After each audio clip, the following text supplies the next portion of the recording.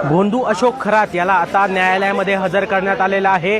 भोंदू अशोक खरात याला SIT चौकशीनंतर आज जी आहे त्याची पोलीस कोठडी जी आहे ती संपलेली आहे आणि आज त्याला न्यायालयात जे आहे हजर करण्यात आलेला आहे। आपण जर माझ्या मागे बघितलं तर मोठा पोलिसांचा फौजफाटा जो आहे तो या ठिकाणी तैनात करण्यात आलेला आहे। भोंदू खरातला आत्ताच जे आहे ते आता मध्ये नेण्यात आलेला आहे आणि आता या दरम्यान युक्तिवाद जो आहे तो आता सुरू होणार आहे।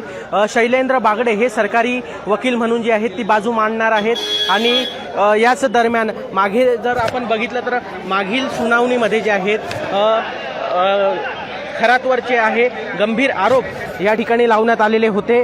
खरातने जे आहेत त्याच्या जे पिस्तूल होतं आणि जे जिवंत काडतूस होते यामध्ये 5 जे आहेत ते काडतूस वापरल्याचा आरोप जो आहे तो सरकारी वकिलांकडून या ठिकाणी करण्यात आला होता। दरम्यान त्यांनी या जे वापरलेले काडतूस आहेत यांनी नरबळी घेतल्याचा आरोप हा सरकारी वकिलांकडून करण्यात आलेला होता। मात्र त्यानंतर त्याला जी आहे ती पुन्हा 5 दिवसाची जी पोलीस कोठडी सुनावण्यात आली होती।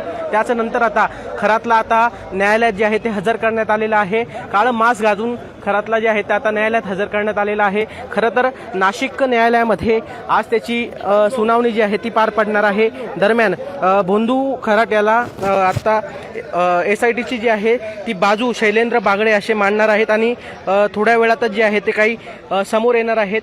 खरातची जी बाजू आहे ते सचिन भाटे असे वकील जे आहेत ते मांडणार आहेत। खरं तर भोंदू अशोक खरातवर आतापर्यंत एकूण 11 गुन्हे दाखल झाले आहेत। यामध्ये 9 गुन्हे जे आहेत ते महिलांचं लैंगिक शोषण व अत्याचार प्रकरणात दाखल झाले आहेत आणि 2 गुन्हे जे आहेत ते आर्थिक फसवणूक याचे दाखल झाले आहेत। असे एकूण 11 गुन्हे सरकारवाडा पोलीस ठाण्यामध्ये दाखल झाले आहेत।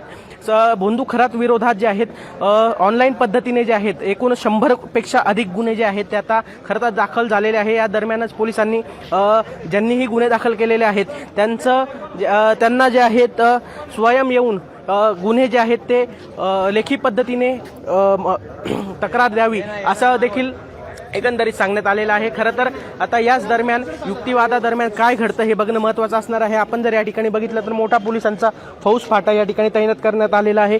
कुठल्याही प्रकारचा गैरप्रकार घडू नये व काहीही या ठिकाणी दुर्व्यवहार होऊ नये यासाठी मोठा पोलीस बंदोबस्त तैनात करण्यात आलेला आहे। माध्यम प्रतिनिधी देखील या ठिकाणी मोठ्या प्रमाणात आपल्याला बघायला मिळत आहेत। खरात याच्यावर जे आहेत अनेक गंभीर प्रकारचे गुन्हे आत्तापर्यंत दाखल झाले आहेत। याच दरम्यान खरातने अनेक 2000 कोटींपेक्षा जास्त संपत्ती जी आहेत लोकांना गंडवून बळकावल्याचं जे आहे ते आत्तापर्यंत समोर येत आहे आणि जे कॅनडा कॉर्नर या ठिकाणी असलेलं त्याचं जे कार्यालय आहे ज्या ठिकाणाहून तो ज्योतिष कार्यालय चालवत होता गल्लीपासून दिल्लीपर्यंत सगळ्यांचा ज्योतिष सांगणारा हा भोंदू खरात याने आत्तापर्यंत अनेकांना जे आहेत त्याच ठिकाणाहून धागेदोरे असतील अनेक प्रकारचे जे काही मणी असतील अशा त्याची किंमत जी आहेत अनेक 5,000 पासून 50,000 लाखोपर्यंत जी आहे ती किंमत जात होती। अशा किमतींचे जे मणी वगैरे आहेत धागेदोरे आहेत हे देऊन देखील मोठा गंडवल्याचा प्रकार जो आहे तो आता उघडकीस आलेला आहे। प्राथमिक सूत्रांच्या माहितीनुसार भोंदू याने जवळपास 150 पेक्षा महिलांचं लैंगिक शोषण केल्याची माहिती जी आहे ते सूत्रांद्वारे समोर आलेली आहे। दरम्यान आता SIT चौकशी काय समोर येतं हे बघणं महत्त्वाचं असणार आहे। मात्र आता भोंदू खरात याला युक्तिवादादरम्यान आता नेमकं पुन्हा पोलीस कोठडी मिळते की त्याला खरं तर जेलमध्ये जावं लागतं हे बघणं देखील महत्त्वाचं असणार आहे।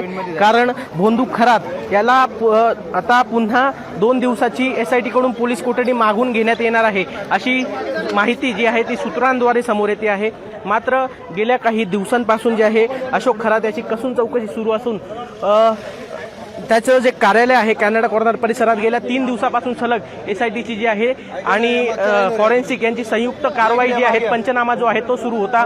दरम्यान ज्या पीडित महिला आहेत त्या पीडित महिलांना देखील त्या ठिकाणी घेऊन नेण्यात आलं होतं आणि त्या ठिकाणी जी आहे ती पंचनामा सुरू होता। त्याच दरम्यान SITच्या पथकाकडून जे आहेत पीडित महिलांना त्या ठिकाणी घेऊन जाऊन त्या ठिकाणचं जे दाखवण्यात आलं आणि जो कॅमेरा हिडन होता तो त्याबद्दल देखील विचारपूस करण्यात आली अशी जी माहिती आहे ती प्राथमिक माहिती खरं तर समोर आलेले आहे। आणि कालच जे आहेत आता SITच्या पथकाने त्या कार्यालयाला जे आहे ते आता सील केलेलं आहे आणि आज जे आहेत या भोंदू खरातला न्यायालयात हजर करण्यात आलेला आहे। खरं तर आतमध्ये जे आहे आता युक्तिवाद सुरू आहे। सचिन भाटे हे खरातकडून जे आहेत ते युक्तिवाद करता आहे आणि शैलेंद्र बागडे हे सरकारी वकील म्हणून SITची जी आहे ती त्या ठिकाणी बाजू मांडत आहेत। युक्तिवादादरम्यान काय समोर येतं हे बघणं तर महत्त्वाचं असणारच आहे। मात्र आता ह्या भोंदू खरातने आत्तापर्यंत ज्यांना फसवलेलं आहे, या फसवलेल्या प्रकरणात आता काय नेमकं समोर येतं, अजून कित्येक असे प्रकरणं आहेत जे अजूनपर्यंत भोंदू खरातचे अजून समोर आलेले नाहीत। त्याचप्रमाणे सिन्नर येथील मिरगाव येथील जे शिवनिका संस्थान आहे आणि त्याचबरोबर मिरगाव येथील त्याचं जे फार्म हाऊस आहे, या प्रकरणात देखील त्यांनी पुण्याच्या एका मोठ्या व्यावसायिकाला जे आहे ते फसवलं होतं। त्याच्याकडून जे आहेत अनेक परदेशी वाऱ्या ज्या आहेत त्या देखील केलेल्या होत्या, असा देखील एक प्राथमिक माहिती जी आहे ते समोर आलेली आहे। आणि वारंवार या भोंदू खरातने आपल्या शिवनिका संस्थान या ठिकाणी असलेल्या जे मंदिर आहे, भगवान शंकराचं जे मंदिर आहे त्या ठिकाणी एक विहीर आहे आणि त्यामध्ये जो आहे त्यांनी एका प्रकारचा साप आहे, लोकांची त्या ठिकाणी पूजा करून घ्यायचा, त्या सापाचं त्यांना भय दाखवत जर तुम्ही माझं ऐकलं नाही तर तुम्हाला सर्पदंश होऊ शकतो, अशा प्रकारचं भय लोकांना तो दाखवत होता। आणि याच दरम्यान लोकांकडून जे आहे ते आर्थिक फसवणूक लोकांची केली। आता ह्या सर्व संदर्भात SIT कडून जी आहे ती अनेक माहिती समोर आलेली आहे, अनेक चौकशी समोर आली आहे।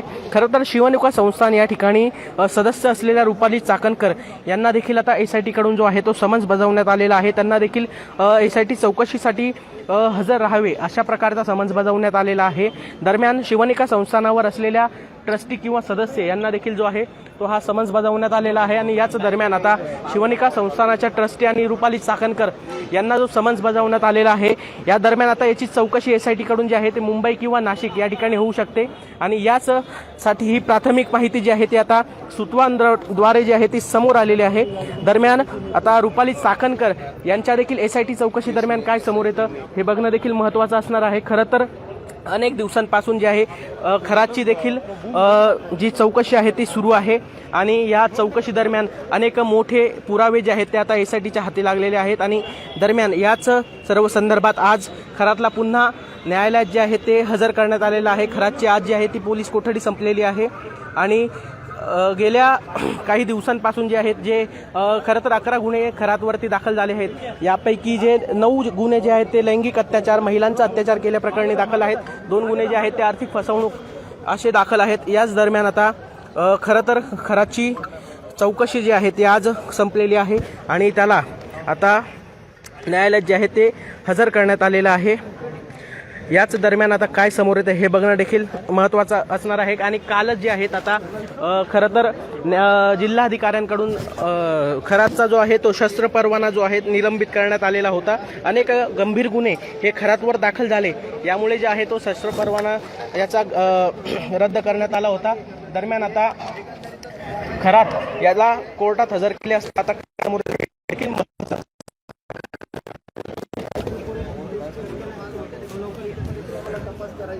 युक्तिवादादरम्यान आता न्यायालयात काय समोर येतं हे बघणं देखील महत्त्वाचं असणार आहे। याच दरम्यान आता न्यायालयामध्ये खरातला हजर करण्यात आलेला आहे आणि यासाठीच आता बागडे यांचं जे आहे हे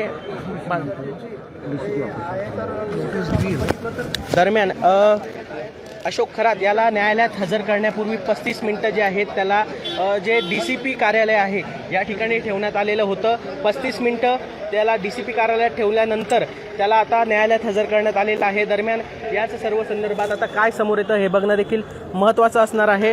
खरं तर अनेक महिलांचं लैंगिक शोषण केल्याप्रकरणी आता खरात याला न्यायालयात हजर करण्यात आलं आहे। आता याच दरम्यान युक्तिवादादरम्यान काय नेमकं समोर येतं हे बघणं महत्त्वाचं असणारच आहे। मात्र आता पुन्हा त्याला पोलीस कोठडी भेटते की न्यायालयात पुन्हा पोलीस कोठडी भेटते की त्याला जेल बघावं लागतं हे देखील बघणं महत्त्वाचं असणार आहे। वैभव घुगे, LS मराठी, नाशिक।